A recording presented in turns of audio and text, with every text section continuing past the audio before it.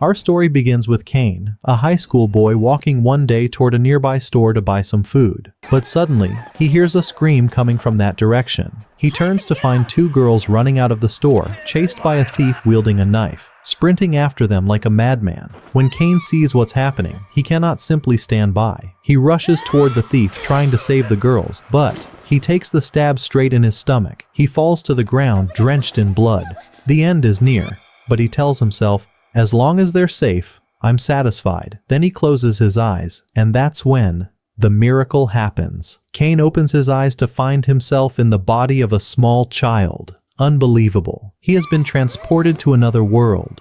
One of the maids sees him, rushes toward him and hugs him tightly. His mother, upon learning that he's alive, embraces him with tears of joy. She is overwhelmed with happiness, as this child had apparently been ill for quite some time. Kane looks into the mirror and is stunned. Who is this? This isn't me. When did I become so small? His mother says. His temperature still seems high. Sylvia, go and fetch him something to eat so he can regain his strength. The maid leaves, and Kane remains, trying to comprehend everything. He realizes without a doubt he has been transported to another world, and so he begins to carefully observe his surroundings. Sylvia sees him inspecting his things and grows concerned. But the situation is awkward. He's now only 3 years old, while in truth he's 16. It's a terribly uncomfortable position to be in. Sylvia brings him food and takes care of him, while Kane, still halfway dressed, can barely speak. Later, he sits down with his new family. He introduces them to us. His father is named Garm, his mother is Sarah, and his sister is Rainy. His father is also married to another woman, from whom he has 2 sons, Daejin and Elik. His father appears to be an extraordinary man beyond comparison. Afterwards, Sylvia begins to teach Kane about this new world. She tells him about monsters, magic, and the presence of magical energy among the people. Kane can barely believe what he's hearing. It feels like a dream. In my old life, he thinks, I had no one in my family but my grandfather. He died just a few days before I did. Now, I'm going to enjoy every moment in this world. He asks his father about magic, saying, I want to learn it. His father replies, so soon? You're only 3 years old. Have you even learned to read? Kane responds, yes. His father says, then read magic books until you turn 5. After that, I'll personally take you to learn magic. Kane agrees, returns to his room, finds no one there, and decides to try using magic. And he succeeds from the very first attempt. What brilliance is this? Sylvia walks in on him unexpectedly, so he quickly hides his magic so she won't find out.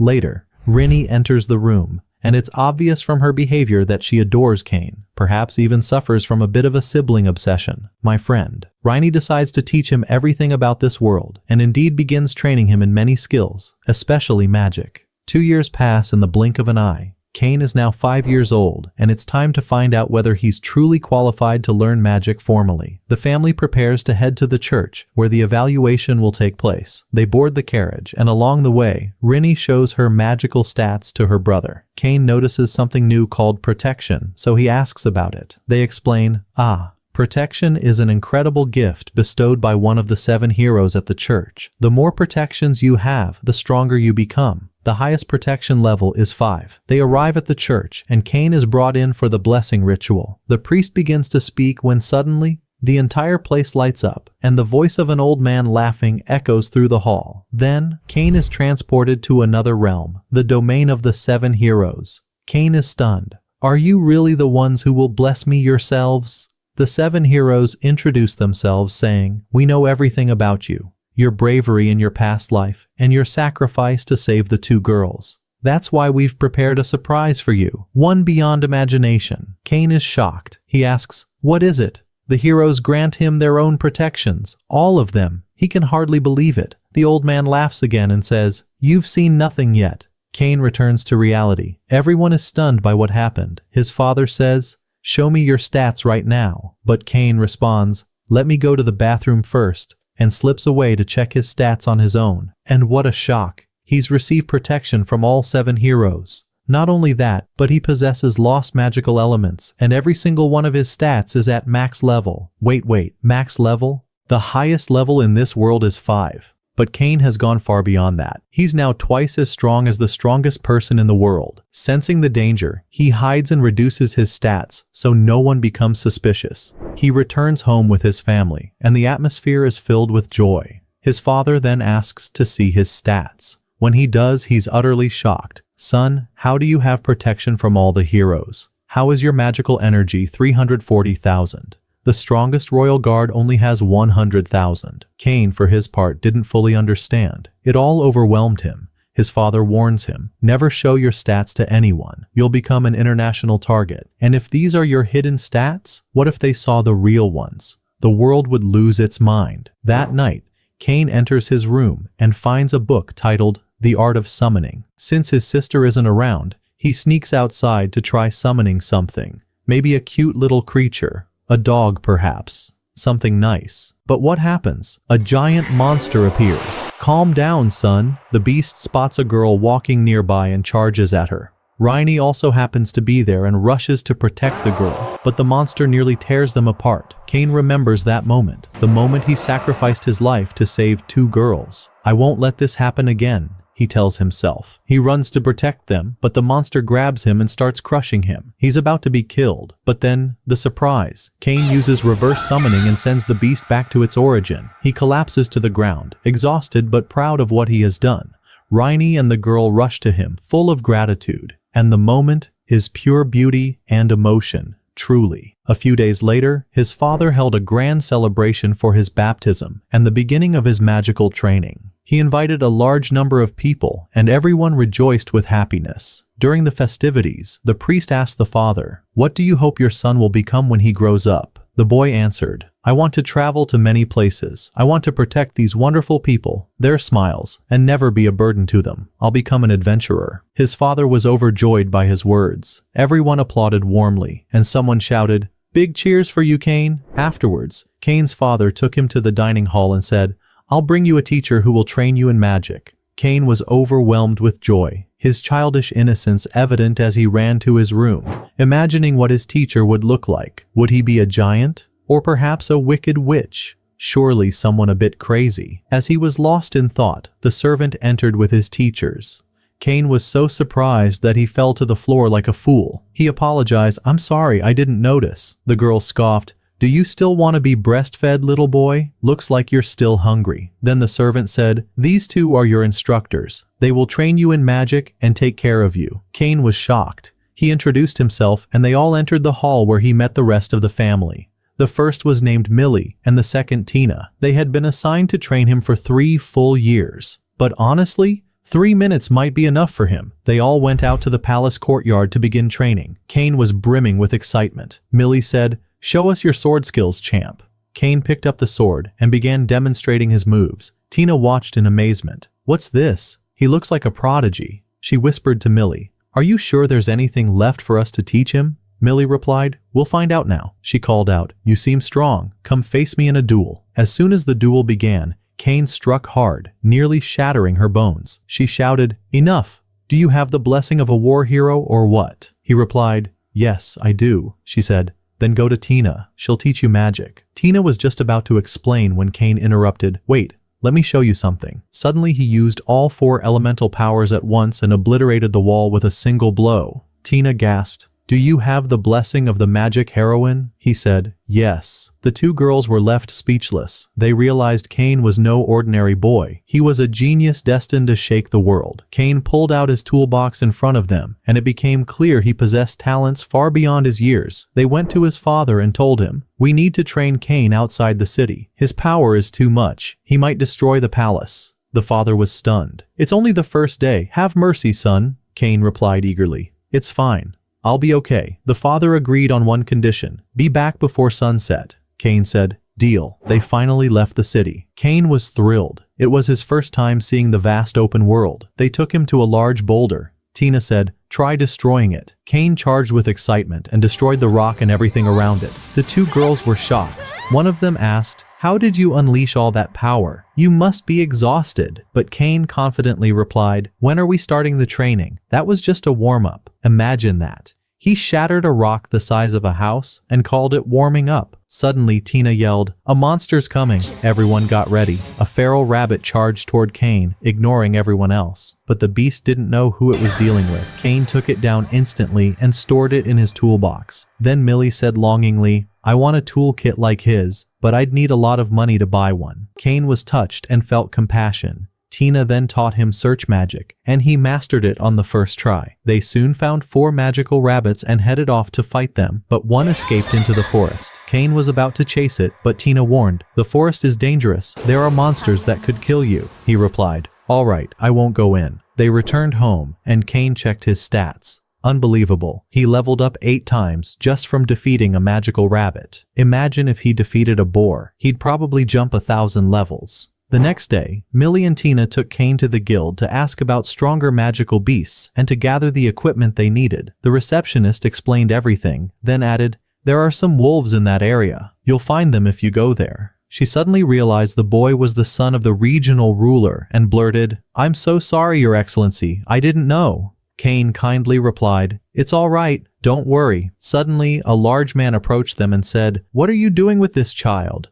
Don't you have better things to do than babysit?" Then he mocked, "Make a cup of tea for the big man in front of you." Millie refused, and the man tried to hit her. Kane immediately stepped in. "Don't you dare raise your hand." The man sneered, "Step aside, boy. I don't want to hurt you." But Kane showed no fear. He attacked with force and broke the man's bone in front of everyone. The man tried to stand, but couldn't. Kane kept humiliating him. The man lunged with his sword, but Kane dodged and caught the blade between his fingers, then flung it away. He threw the man's companions one by one, then turned to his 2 moonlit guardians and said, "Who's next?" Tina ran up to him, hugged him and said, "Thank you for protecting us, but next time, I'll protect you." Millie smiled deeply too. After that, they went into the forest to continue training, and the days passed smoothly and peacefully until the 3 years had come to an end. Finally, the day of Kane's graduation arrived. He put on his suit and thought about gifts to give his teachers. He remembered Millie saying she wanted a toolkit, so he decided to make one for her.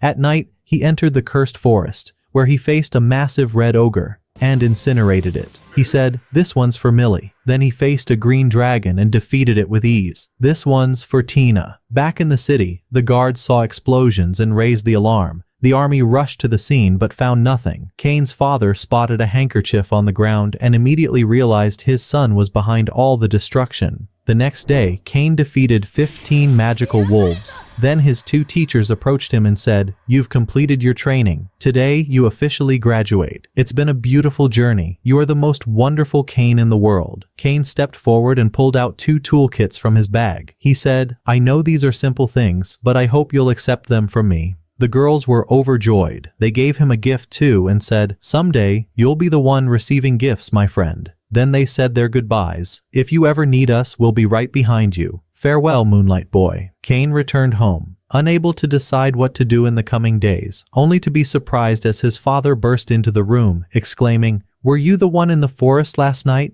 Kane calmly replied, "Yes." "Is there a problem?" his father asked anxiously. "What were you doing there?" Kane replied indifferently, "Nothing much. I just killed a dragon and a red ogre." His father was shocked. "You say that as if you swatted 2 mosquitoes, boy. Those are legendary beasts that can destroy an entire city. You must be more careful, or you'll get us all in trouble." Kane responded apologetically, "All right, I won't do it again. Don't worry, old man." The next day, Kane headed into battle against a giant dragon and defeated it. His energy skyrocketed at an incredible rate. He was nearly powerful enough to destroy the earth. 2 years passed. Kane rode in a carriage with his family on the way to enroll in the Magic Academy. His sister was ecstatic, cheering him on, and his father was equally pleased. The entire family was at peace and in high spirits. Suddenly, along the road, Kane noticed a group of monsters attacking civilians nearby. He alerted his father, who sent the guards to assist, but Kane realized the guards wouldn't arrive in time. He leapt from the carriage and flew toward the scene using his powers. At that moment, several guards were surrounding a carriage under attack from all sides. Their commander shouted, "Protect the princess at all costs. Don't let the monsters near her." But one of the beasts had already gotten dangerously close to her. Until, my friend, the legend himself, Cain appeared in a flash. He seized the monster before it could react and crushed it instantly. The remaining monsters fell one after another. The guards stared at Cain in disbelief. How could such a young boy do all this? Cain stepped forward and introduced himself, informing them that his father was on the way to help. But the exhausted guards could barely stand. They collapsed before him. Cain activated a healing spell, restoring the wounded. Everyone was amazed, and some were even suspicious of him. But Cain added, "I'm sorry, my magic only heals the wounded. It can't bring back the dead." He then gathered the bodies of the fallen and placed them in his magical dimension to return them to their families in the city for a proper burial. His father soon arrived, and upon seeing the carriage's emblem, was stunned. It bore the royal family's crest. The carriage door opened, revealing two incredibly beautiful girls. They introduced themselves politely and thanked Garm for saving them, though fear still lingered in their eyes. Cain activated a charm to cheer them up. The girls began to dance with joy, thanking him. They introduced themselves. The one with green eyes was Telestia, and the honey-eyed one was Silky. Silky held Cain's hand and said, "I saw you fighting the monsters from the window. You were incredible." Telestia became flustered and grabbed his other hand. My friend, the fire of love had begun to blaze on his armor. Cain asked them where they were headed. When he replied that he was going to the royal capital, they insisted on bringing him along. Cain sat in the carriage while the two girls sat far from him. They were well-mannered noblewomen, and the poor boy sat modestly, fully clothed, and reserved. One of the guards interrupted, saying, "We'll reach a city soon. We'll rest there for 2 days before continuing." Cain responded, stunned, "Did you see what just happened back there?" The guard replied, "I saw everything." Cain was speechless. "Trust me, you wouldn't want to be in his shoes." At last, they arrived at the city and checked into a hotel to rest. Cain was relieved to finally get away from the girls, until the unexpected happened. When he entered his room, he found the two girls holding on to him. "We're scared," they said. "We won't let you leave us alone." His father objected, "It's not proper for you to sleep in the same room," but the girls refused and dragged Cain in with them. Inside the room, the beds were adjacent, and they debated who would sleep next to him. Eventually, they decided to put him in the middle. Cain said, "There's space between the beds." They answered, "Wait, we'll move them closer." He tried to protest, but they held him and lay beside him. Suddenly, the scene turned into a full-blown anime comedy, my friend. After several days, Cain looked utterly exhausted. He hadn't slept properly in 3 days. They resumed their journey and finally reached the royal capital. There, the commander of the royal guard greeted them and noticed both girls clinging to Cain's arms. "Calm down, man," he joked. Cain blushed with embarrassment, still half-dressed. Jom, the commander, stepped forward to introduce himself and thank Cain for saving the princess and the guards. Cain then summoned the bodies of all the fallen guards and said, "Excuse me, I'll take my leave now." But Jom replied, "Leave? His Majesty wants to see you right away." Cain was stunned and headed to the king to learn more. The king stood before all and honored Cain for his bravery and for saving the princess. He said, "I hereby grant you the title of Baron and a mansion as your reward." Everyone was shocked. No one could believe it. The king added, "He didn't just save the princess. He healed all the guards and returned the bodies of the fallen. Talented children like him must be honored." Cain was astonished by how things had turned out and accepted the reward. As he was about to leave, the king stopped him, saying, "I need to speak with you." Cain sat with his father waiting for the king. His father said, "My son, have mercy on me. It's your first day in the capital, and already you're a baron with a mansion? What is this?" Cain replied, "What can I say, old man? I guess I'm just lucky." The king entered accompanied by Silky's father. They both bowed to Cain in gratitude for saving their daughters. Cain told them, "Please, raise your heads. I didn't do anything noteworthy." The king responded, "I thanked you as a king. Now I thank you as a father." Silky's father echoed the sentiment, which pleased Cain greatly. Then the king got to the point and said, "I would like to betroth my daughter to you, and Silky as well." Cain was stunned and said, "But I've only known them for 4 days. The king replied, "You traveled together, held hands and slept side by side. After that, the people will never accept them marrying anyone else." Cain was shocked but agreed. The girls were overjoyed, while your man Garm nearly passed out from the shock. My friend, the future just got a whole lot crazier. The next day, Cain used his power to visit the 7 heroes. When he arrived, they welcomed him, and he told them about what had happened, how his power kept growing rapidly, and how he no longer understood what was going on. One of them said, "I'm the one who increased your power, man. You are now the strongest human on this planet. No one can stand against you." Cain was surprised and said, "Thank you, old man." Another hero approached and said, "Why don't you create a game for us? This world is gloomy and nothing brings people joy." Cain replied, "Leave it to me. I'll make you an amazing game." And so, Cain returned to the world. He went out with his sister to buy some clothes, but he couldn't bear staying in the store for long due to what he was seeing, so he stepped outside. There, he ran into a girl he seemed to know from the past. She greeted him warmly. It was clear they shared an old friendship. Her father then appeared and welcomed Cain humbly, inviting him into his shop. The man turned out to be a skilled merchant, nearly an expert in everything. Cain had finished developing the concept of the game and submitted the designs and all the details to the man responsible for executing it. The man was thoroughly impressed with the idea, but he said, "The costs are extremely high. We won't be able to afford it." At that moment, Cain pulled out a gold coin and asked, "Is this enough?" The man was stunned by the amount and replied, "That's more than enough, far more than enough."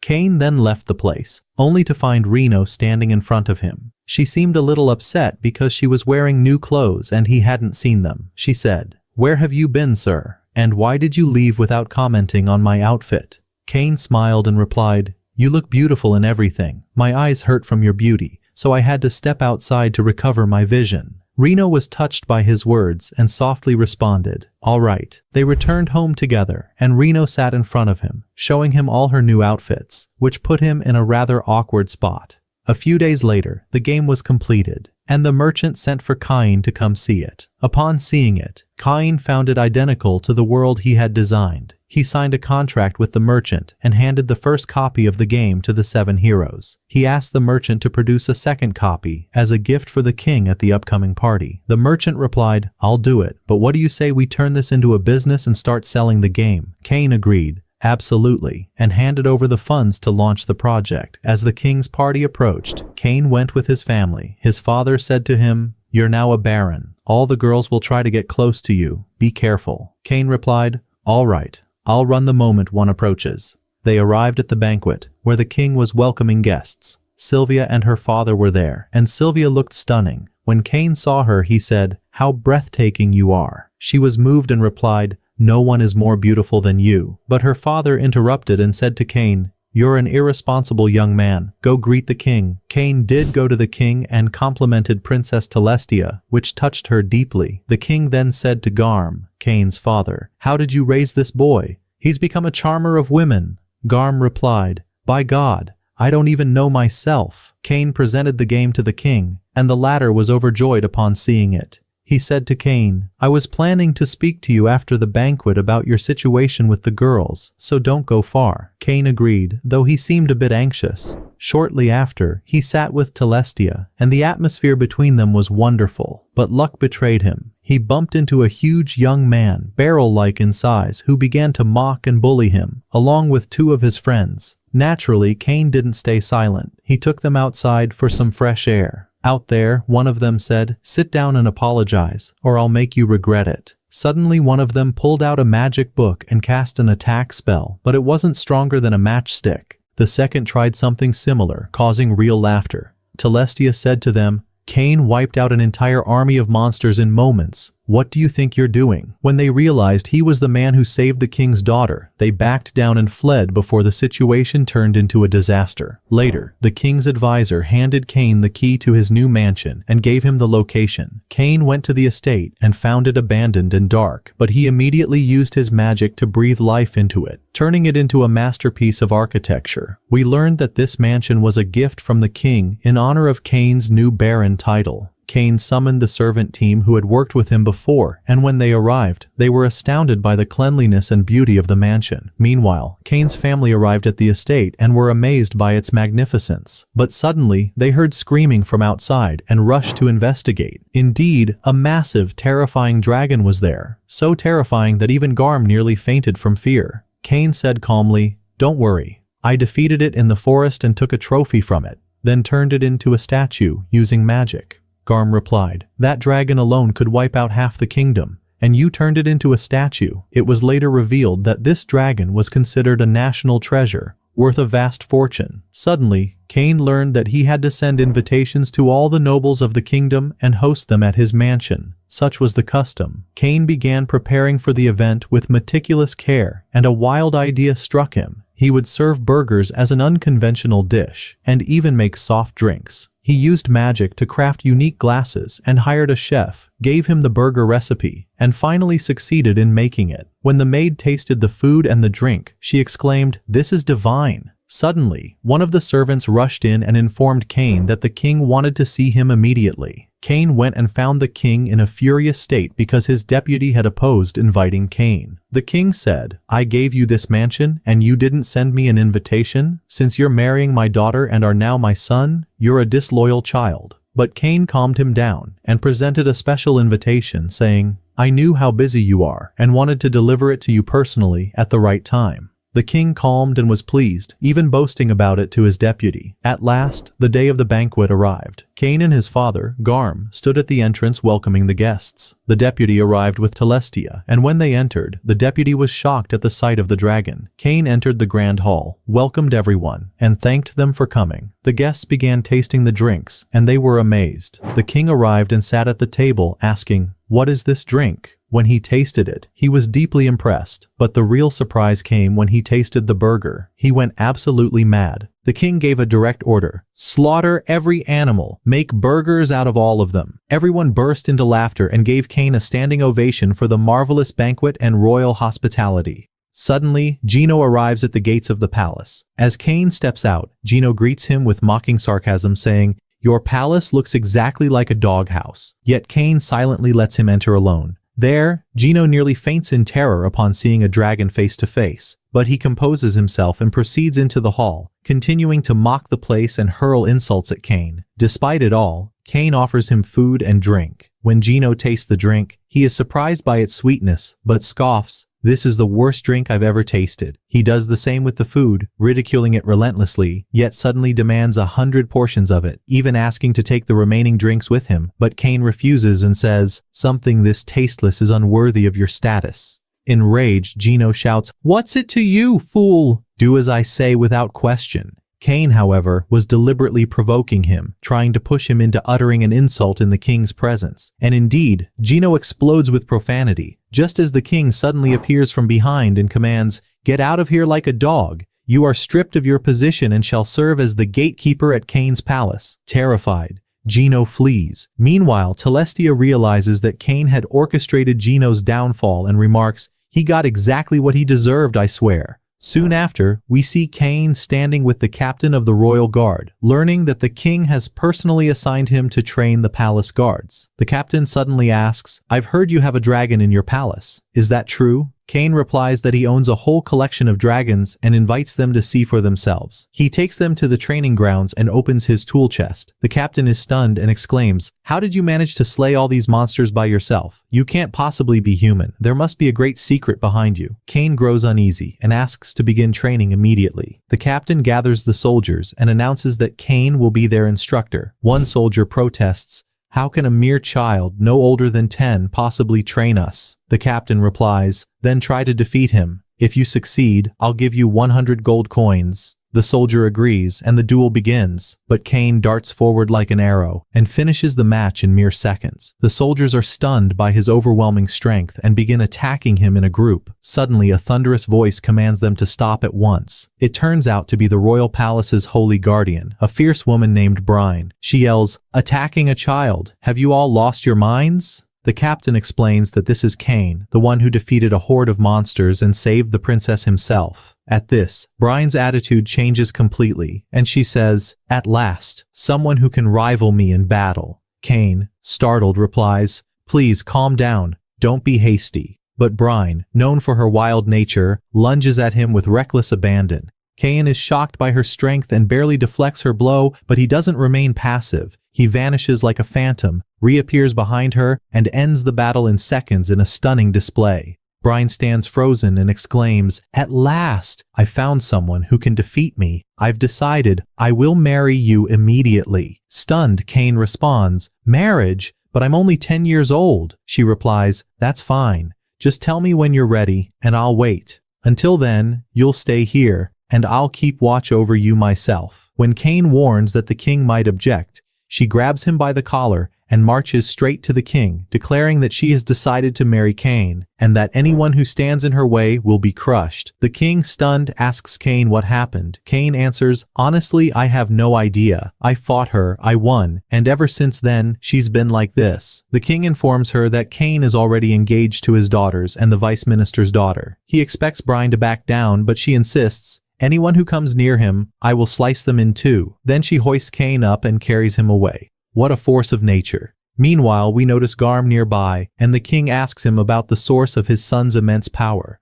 Garm is at a loss and replies, "Only God knows." Suddenly, the royal advisor announces that he has a plan. Something is clearly unfolding behind the scenes. Not long after, the king sends the captain of the guard to summon Cain for an important matter. When Cain enters and sits down, he feels tense and asks, "Why are you all gathered like this?" Suddenly, the advisor hands him a forbidden magic book, claiming it to be a gift from the king. As Cain opens it, he is shocked by the spells and exclaims, "Finally, something new I can study," but it was a trap. The king reveals that the book once belonged to the kingdom's first emperor, and no one in centuries has been able to decipher its contents. Cain is even more shocked when he realizes the text is written in Japanese. When the king questions his identity, Cain realizes that his secret has been uncovered. He decides to confess everything, that he came from another world, that he was reincarnated, and that he remembers his previous life. He explains that he came from the same place as the book's original owner, but feared telling anyone, worried that they would shun him, and he would end up alone just as he had in his past life. He adds that he has found a family and people who love him in this world and is afraid of losing them. He then reveals his status screen, and the room falls into stunned silence. The king is nearly brought to tears.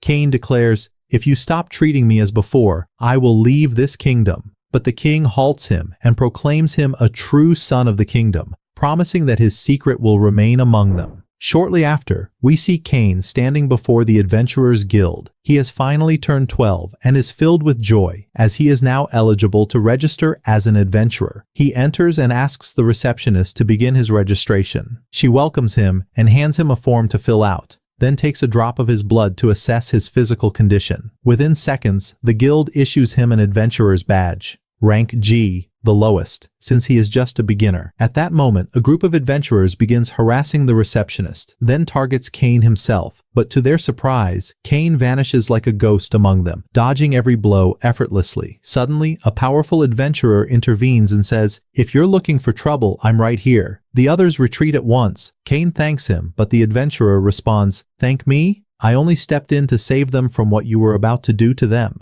He adds, "With that kind of speed, you're clearly not ordinary." They sit together, and we learn that his name is Lade. He welcomes Cain, noting it's his first day as an adventurer. We also discover that Lade holds an A rank. Cain is amazed and says, "That's a top-tier rank." Lade explains, "Our kingdom's first king held the S rank, the highest in the world. No one has reached it since." Suddenly, a stick comes crashing down on his head. We quickly realize that this isn't his wife. It's a perfect copy of him. She informs him that they have a mission, yet he's already late. Cain introduces himself to her and explains that Lade was helping him, which is likely the reason for his delay. Flynn replies, "Just for your sake, I'll let this one slide," then grabs Lade by the ear and drags him away. Imagine that, his entire aura of authority vanishing in seconds, all because of one woman. Anyway, Cain selects a mission, thrilled beyond measure, and rushes out to carry it out. Suddenly, he bumps into Brian, who appears right in front of him. She runs toward him and hugs him, asking what he's doing there. The guard captain answers that there's a training session and they might be delayed. Brian snaps, "May you and this kingdom burn on the same day. Don't you see I'm standing here with my fiancée?" The guard captain falls silent, stunned. Cain then tells her that he must leave because he has a mission to complete. Naturally, Brian insists on accompanying him on his first mission, which involves eliminating a group of ghouls in the middle of the forest. When they arrive at the location, they're shocked to find a group of ghouls surrounding a villager. It looks like the end for him. They rush to his aid within seconds. Cain begins healing him, while Brian effortlessly slays the ghouls one after another. Cain also uses his magic and enhances his abilities, demonstrating dazzling power. Unfortunately, a large large group of giant lizards appears in their midst. Kane instructs Brine to take the villager and get out of there quickly. She follows through, while he channels his energy and annihilates everything in the area. Upon returning to the guild, the receptionist informs him that the monsters he defeated weren't even part of his mission. He asks if he can exchange the loot, and they discover that he defeated 30 giant lizards. The receptionist is so shocked that she screams and immediately takes him to the guild master to report everything. Since Kane had only just registered with the guild, the deputy exclaims, "Impossible! How could someone who just joined kill such monsters? He must have cheated." He accuses him of fraud and demands a severe punishment. But right at that moment, the guild master enters. The deputy rushes to him saying, "This boy is a fraud. He must be made an example of to anyone who tries to deceive the guild." Suddenly, the door bursts open again, and Brine rushes in, hugging Kane. The guildmaster turns to his deputy and says, "Have you heard of the hero who recently saved the princess and wiped out an entire army of monsters? That's exactly who you're accusing right now." No, he's even more than that. This is Kane, who now holds the title of Baron. He is the son of Commander Garm, governor of the South, and also the fiancé of my sister. Yes, you heard that right.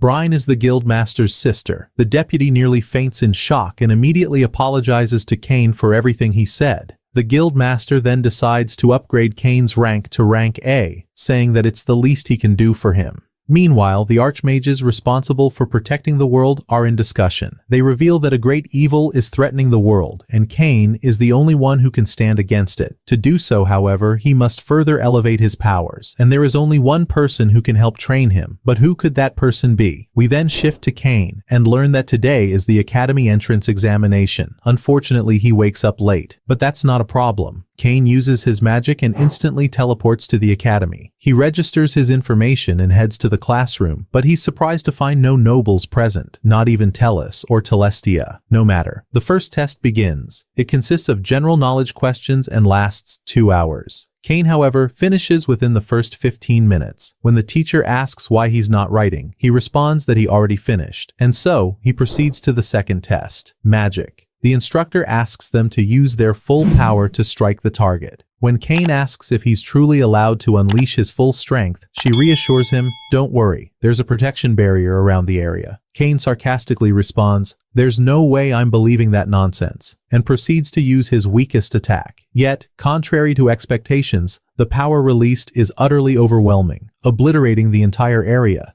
The teacher screams, "How did this even happen? What would have occurred if you used your full power?" No matter. We move on to the next test. Sword combat. Several adventurers from the rear guard are observing this portion of the exam. Among them is Lead. He waves at Kane and says, "What are you doing here?" Excited, he volunteers to personally test him. The duel begins. Lead tells Kane to show him everything he's got, and Kane responds, "Gladly." They charge at each other with mind-blowing speed and terrifying power. But who's he up against? Kane hasn't even gotten serious yet. Just then, the test supervisor abruptly halts the duel and orders Kane to leave immediately, saying that his test is over and that he should return tomorrow for the results. Kane had terrified the other students so much that no one wanted to continue. Understandable, my friend. Later, we see the academy director speaking with the king's deputy, informing him of a grave matter. A commoner child possesses terrifying power that destroyed part of the academy and shocked both teachers and students alike. The deputy bursts into laughter and says, "Don't bother explaining. It must have been Kane." When the king hears of what happened, he summons Kane. "I heard from Tellus that you didn't attend the exam," he says. When Kane confirms that he did, the king asks, "How many entrances does the academy have?" Kane replies, 2, one in the north for nobles, and one in the south for commoners. The king laughs and says, "You fool.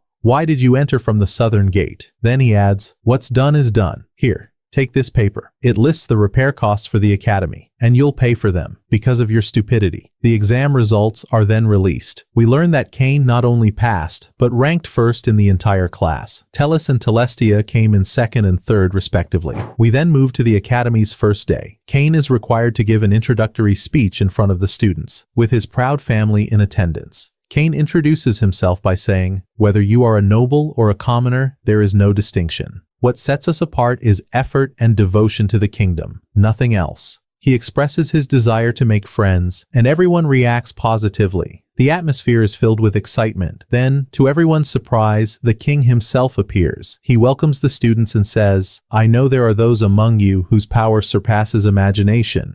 He then slaps Cain on the back of the head, saying, "I hope they'll be careful and not use their powers again," then smacks him again. At that moment, Cain realizes the king was speaking about him specifically, and no sooner had we finished than a mysterious creature appeared, wandering through the halls of the academy. Suddenly, it heard a strange whisper, "Go to the library, now." Obeying the voice, it headed there without hesitation. The moment it opened the door, it found itself transported to an entirely different world, a realm unlike anything it had ever seen. As it stood there, awestruck by its surroundings, a strange figure appeared before it and said, "I've been waiting for you for a very long time." Cain didn't understand a thing, nor did he know who this stranger was. Yet the two sat together, and it was there that a grave secret was revealed. The man was Yuya, the first king of the kingdom of Asphalt. Shocked, Cain asked, "How are you still alive?" He thought him to be a ghost or a lingering spirit, but Yuya merely smiled and replied, "I'll explain everything in time, but for now,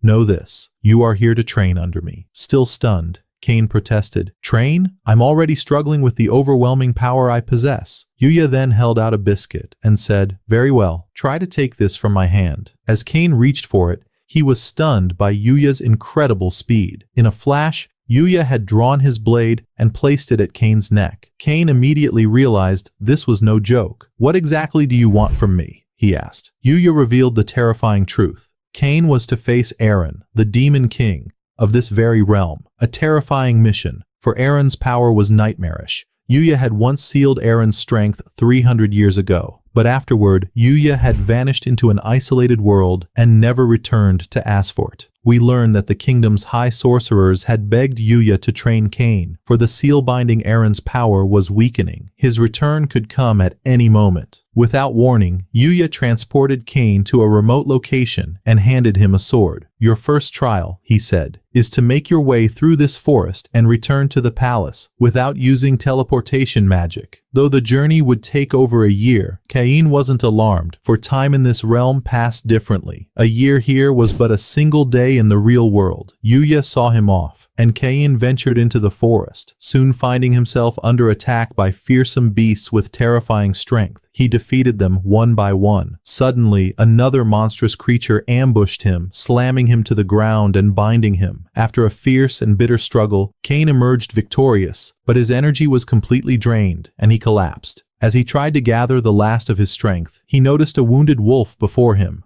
Rather than kill it, he chose to heal it, using the last of his power. The healing worked, but he lost consciousness and fell to the ground. When more beasts rushed toward them, the wolf rose and obliterated them in mere seconds. Cain was stunned by the wolf's strength. From that moment on, they became inseparable companions. He named the wolf Hawk and vowed to keep it by his side. The days passed quickly, and at long last, Cain returned to the palace. 5 years later, Yuya welcomed him back and revealed that Hawk was one of the sacred beasts, its power beyond comprehension. Yuya told him that he could now summon Hawk whenever he wished. Suddenly, a strange man named Dare appeared, announcing that he would take over Cain's next phase of training. Eager to prove himself, Cain foolishly launched an attack, but Dare struck him with a single blow that rendered him unconscious. When he awoke, he found himself in Dare's home, where he met his wife, and a small dragon that captured Cain's curiosity. Training resumed, and this time, Cain's progress was astonishing. Though he collapsed in exhaustion on Dare's doorstep each day, it was proof of his growth. After a full year, Cain had become someone entirely new. His power had multiplied many times over. Eventually, he defeated Dare and returned to the palace, where he found Yuya standing before a group of graves. There, Yuya revealed a heartbreaking truth. Those were the graves of Cain's father and mother. Cain was devastated. We are then taken back to the past, where we learn that the demon king Iran was once a guardian sorcerer of the world, until he was cast out for his twisted ideas and love of slaughtering humans. At that time, Yuya was summoned, along with Sir and Magi, Cain's parents, to eliminate Eren and save the world. The battle began, and Eren's power was revealed to be horrifying. No one could stand against him. Magi sacrificed herself to protect her companions, and Sir, driven by rage, attacked Eren recklessly. Though he was wounded, he managed to seal Eren's power for good. Tragically, both of Cain's parents lost their lives in that battle. Back in the present, Cain was deeply shaken, tears streaming down his face, but he swore vengeance and vowed to protect the kingdom with every breath he had. At that very moment, he finally managed to snatch the biscuit from Yuya's hand, proving that he was now ready for the final battle. Yuya restored him to his true form and told him he must return to the kingdom. His family was surely worried. He gave Cain his own sword and sent him back with Hawk and the small dragon. Upon arriving at the palace, Cain was overwhelmed to find everyone gathered,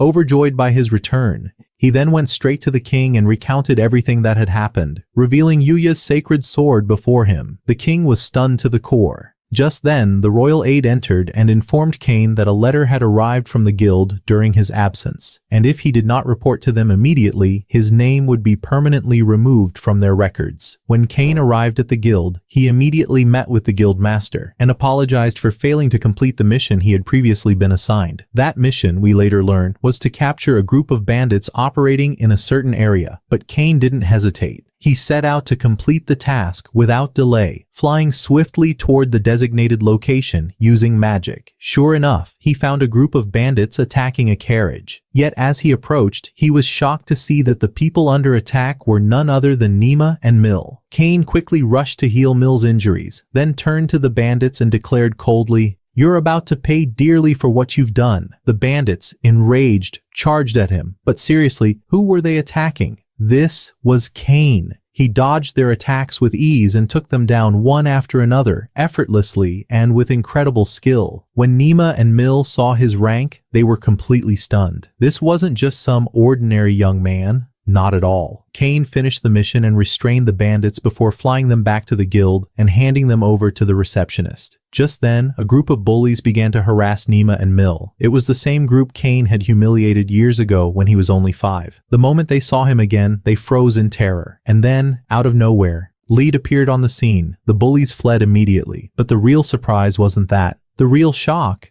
Lead and Mill were actually siblings. Yes, you read that right. Cain was taken aback. That red hair, where have I seen it before? A small celebration followed, filled with cheerful energy, but Cain soon informed them that he had to return to the academy. He'd already been gone for over a week. Suddenly, the receptionist approached Lade with a message from the academy. They needed adventurers to help train students the very next day. Naturally, Lade agreed. The following day, we returned to the academy. Cain was brimming with excitement for the magic training class, but the teacher told him he wasn't allowed to participate, only to observe, as usual. They moved on to the swordsmanship class, where the instructor announced that some adventurers from the guild would be assisting with training. Cain's eyes widened when he saw who those adventurers were. Lade and his team.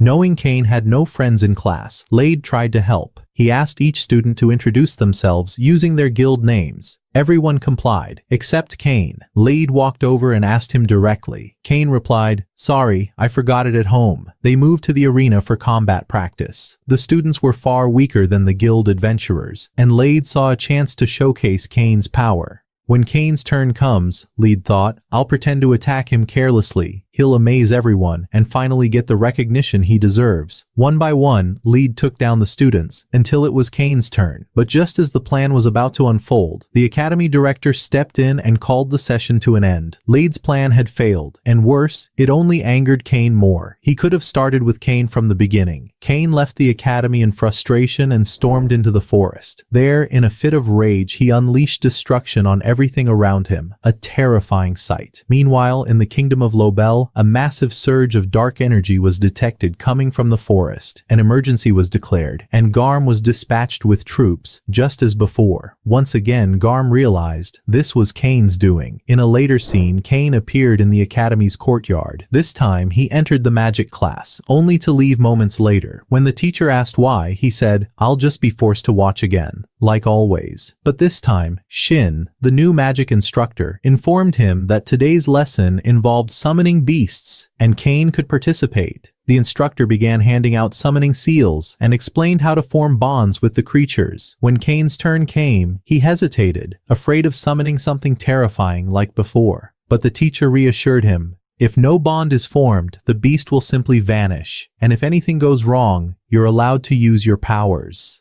Encouraged, Cain began the summoning ritual. Suddenly, the ground shook, and dark energy surged through the room. A colossal demon appeared, the king of darkness himself. Set. Cain stepped forward and shielded his classmates with his power. Set, sensing Cain's strength, suddenly knelt and said, "Please, let me form a pact with you. Just don't kill me. I have demons I'm raising." Cain was stunned, but accepted. The contract was sealed. Set then added, "If you ever want a city wiped off the map, just say the word. I'll handle it." When the king heard of what had happened, he summoned Cain at once, demanding to know if the rumors were true. Cain replied calmly, "Seems someone lied to you. I never summoned the King of Darkness." The king was shaken. He asked Cain to open his status screen. Cain agreed, but added one condition. "If anyone utters a word about what they see, I'll execute them myself." Cain opened the screen. The king was so shocked that he immediately stepped down from the throne and offered it to Cain, begging for mercy. Convinced that Cain could destroy the entire world if angered, Cain returned home. As he sat quietly, his butler delivered a message from his father. "The monsters have begun attacking our village. You must come immediately." Cain raced to the village, finding it on high alert. He met with Garm, and together they realized this wasn't like the previous threats. It was far more dangerous. Garm tried to stop Cain from heading into the forest, but Cain simply showed him his guild card, proof that he had received the highest rank on his very first day, without anyone ever seeing his secret status screen.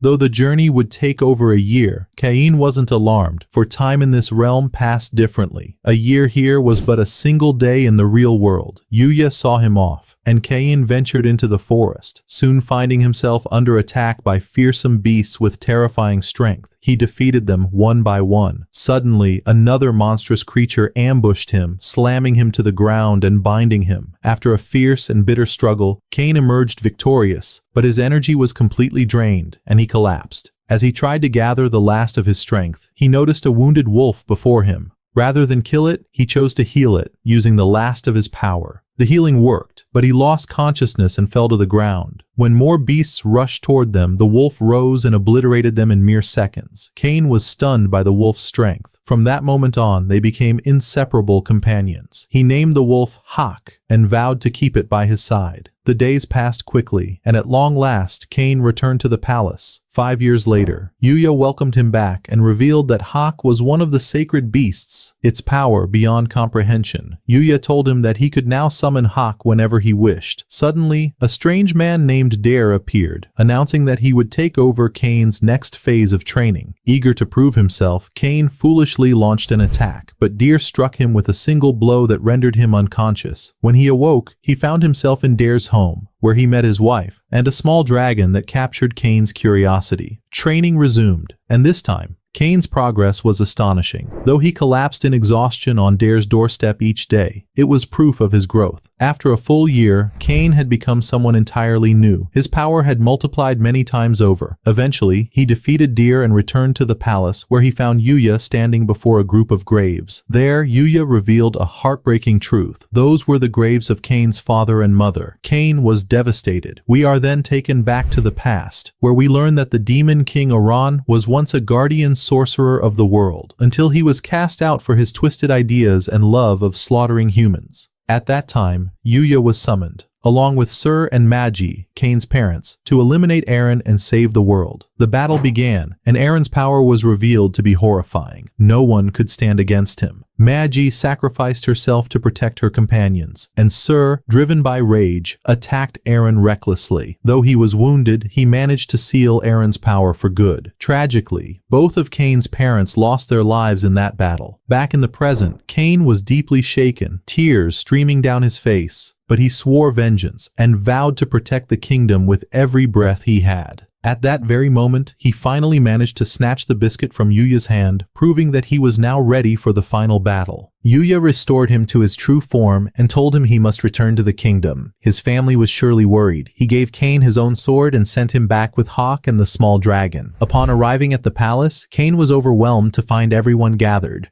Overjoyed by his return, he then went straight to the king and recounted everything that had happened, revealing Yuya's sacred sword before him. The king was stunned to the core. Just then, the royal aide entered and informed Cain that a letter had arrived from the guild during his absence, and if he did not report to them immediately, his name would be permanently removed from their records. When Cain arrived at the guild, he immediately met with the guild master and apologized for failing to complete the mission he had previously been assigned. That mission, we later learned, was to capture a group of bandits operating in a certain area, but Cain didn't hesitate. He set out to complete the task without delay, flying swiftly toward the designated location using magic. Sure enough, he found a group of bandits attacking a carriage. Yet as he approached, he was shocked to see that the people under attack were none other than Nima and Mill. Kane quickly rushed to heal Mill's injuries, then turned to the bandits and declared coldly, "You're about to pay dearly for what you've done." The bandits, enraged, charged at him. But seriously, who were they attacking? This was Kane. He dodged their attacks with ease and took them down one after another, effortlessly and with incredible skill. When Nima and Mill saw his rank, they were completely stunned. This wasn't just some ordinary young man. Not at all. Kane finished the mission and restrained the bandits before flying them back to the guild and handing them over to the receptionist. Just then, a group of bullies began to harass Nima and Mill. It was the same group Kane had humiliated years ago when he was only 5. The moment they saw him again, they froze in terror. And then, out of nowhere, Lead appeared on the scene. The bullies fled immediately. But the real surprise wasn't that. The real shock.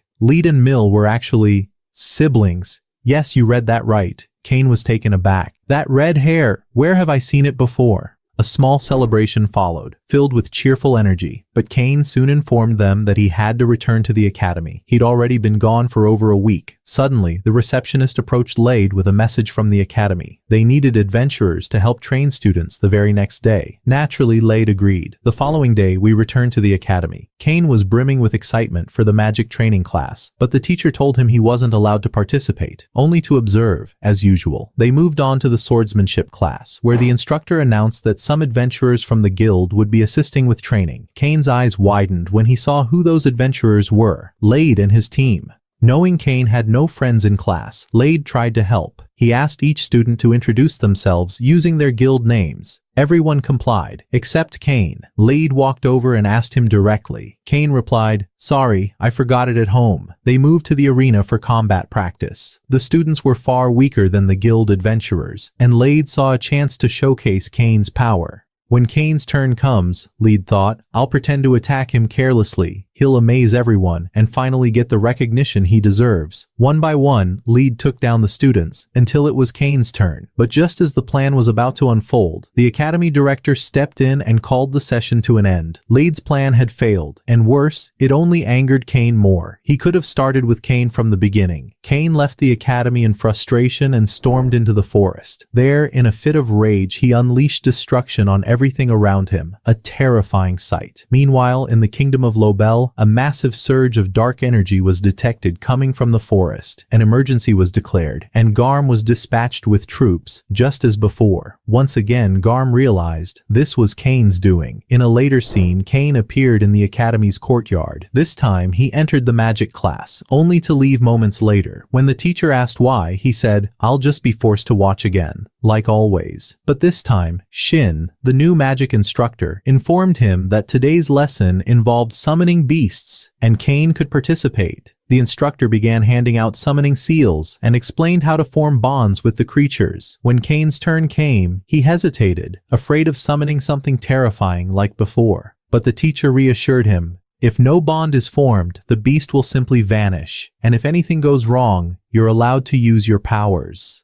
Encouraged, Kane began the summoning ritual. Suddenly, the ground shook, and dark energy surged through the room. A colossal demon appeared, the King of Darkness himself. Set. Kane stepped forward and shielded his classmates with his power. Set, sensing Kane's strength, suddenly knelt and said, "Please, let me form a pact with you. Just don't kill me. I have demons I'm raising." Kane was stunned, but accepted. The contract was sealed. Set then added, "If you ever want a city wiped off the map, just say the word. I'll handle it." When the king heard of what had happened, he summoned Kane at once, demanding to know if the rumors were true. Kane replied calmly, "Seems someone lied to you. I never summoned the King of Darkness." The king was shaken. He asked Kane to open his status screen. Kane agreed, but added one condition. "If anyone utters a word about what they see, I'll execute them myself." Kane opened the screen. The king was so shocked that he immediately stepped down from the throne and offered it to Kane, begging for mercy. Convinced that Kane could destroy the entire world if angered, Kane returned home. As he sat quietly, his butler delivered a message from his father. "The monsters have begun attacking our village. You must come immediately." Kane raced to the village, finding it on high alert. He met with Garm, and together they realized this wasn't like the previous threats. It was far more dangerous. Garm tried to stop Kane from heading into the forest, but Kane simply showed him his guild card, proof that he had received the highest rank on his very first day. Without anyone ever seeing his secret status screen, he reassured Garm and promised everything would be fine. Then, he ventured deep into the forest, summoning both Hawk and the small dragon.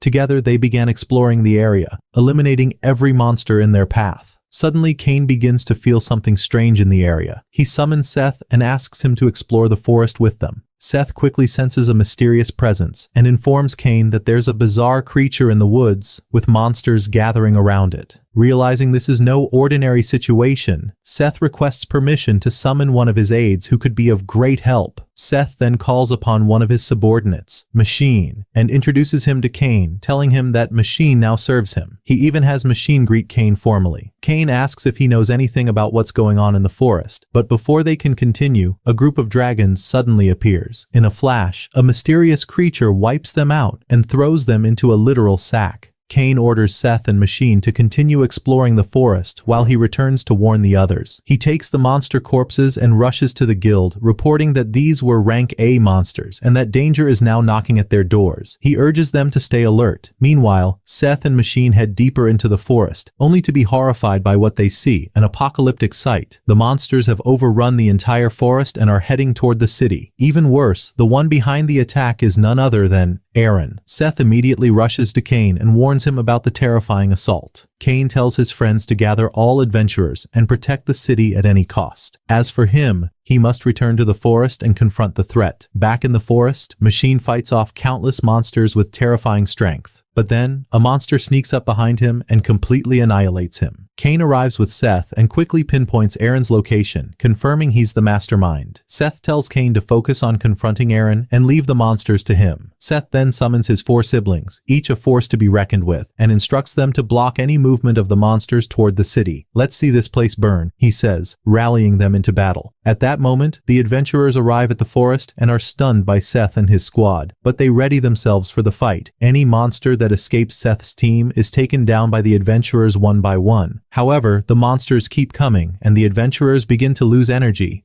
It seems like this could be the end, until, suddenly, Brain arrives, slicing through monsters like a storm, bringing reinforcements with her. The team is reinvigorated and resumes the fight. We return to Kane, now flying above a sea of monsters. He dives straight into them with wild abandon, decimating them instantly. But a terrifying energy blast comes flying toward him. Yet Kane, being the absolute powerhouse he is, dodges it like a pro. In front of him stands a giant dragon, Garen, who somehow managed to escape the seal, though not in his full form. Garen gathers energy and slams the ground, unleashing an army of monsters. Kane tries to reason with him, but it's pointless. Battle is inevitable. Then, Garen growls, "You remind me of that filthy mage," triggering Kane's memory of his parents. Enraged, Kane declares, "You'll pay for what you did," and a fierce battle begins. Garen charges in recklessly, but Kane isn't one to be taken lightly. He retaliates with devastating force, slamming Garen into the ground. Furious, Garen flies at Kane with monstrous power. At that moment, Hawk and the young dragon join the fight, attacking Aaron together and managing to knock him down. But Aaron strikes back, mortally wounding Hawk. Just as Aaron prepares to deal the final blow, the young dragon sacrifices himself to protect Hawk. And you think Kane would let that slide? Not a chance. Kane suddenly appears in front of them, blocking the attack. "I won't let you hurt anyone while I'm alive," he says. "I'll protect my friends to my last breath, and I've got a score to settle with you. The time of reckoning has come." Kane's aura erupts like a volcano, overwhelming everything. With one mighty strike, he obliterates Iran from existence. The sheer force leaves everyone stunned. No one can believe the power behind that blow. Seth rushes to Kane, only to find him still attacking. "Who are you even hitting now, you maniac? You've destroyed the forest," Seth shouts. Apparently, Kane thought Aaron was still there. With the battle over, the monsters retreat to the forest, and peace returns to the city. Kane and his friends celebrate their hard-earned victory. Later, the king summons Kane and, as usual, is in shock over the destruction. But putting that aside, the king appoints Kane as the governor of Rettle City and throws him a massive celebration in his honor. He even promotes him to the rank of minister, in front of everyone. What a glow-up. Kane's first act, he goes to Rettle City disguised as a commoner and heads to the Adventurers Guild. Rumors say crime runs rampant there, and sure enough, Kane starts cleaning house. Anyone who crosses his path gets crushed. He wipes out the core of corruption in the city. Then, using his magic, he builds a palace larger than anything you've ever seen. And to top it all off, looks like our boy Kane is about to marry not one, not two, but all three of the girls in front of him. Talk about a power move. When the king hears about all this, you guessed it, he's shocked again. And that, my friends, is the end of our anime. If you enjoyed it, don't forget to leave a comment, hit that like button to support us, subscribe to the channel, and activate the bell so you never miss a new episode. See you in the next ones. Peace out.